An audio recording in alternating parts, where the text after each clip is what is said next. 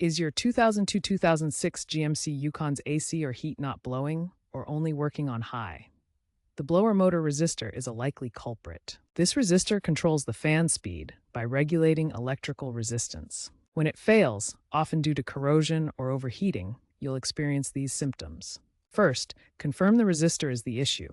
Check the blower motor relay. A faulty relay can mimic resistor problems. If the relay is fine, locate the resistor under the passenger dash or behind the glove box. Replacement aftermarket resistors are readily available for $10 to $30 from retailers like Amazon and Rock Auto.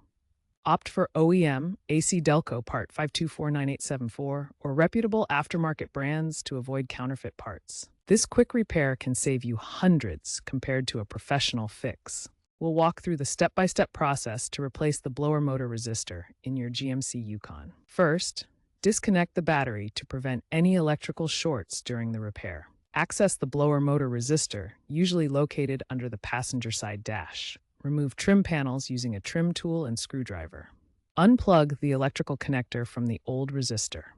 Remove the resistor itself, which is usually held in place by screws. Install the new resistor, ensuring a secure fit. Plug the electrical connector into the new resistor. Reinstall any trim panels that were removed. Reconnect the battery. Test the fan at all speeds to ensure proper operation.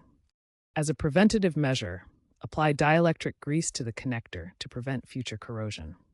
Always verify wiring integrity after replacement to prevent fire hazards from shorts.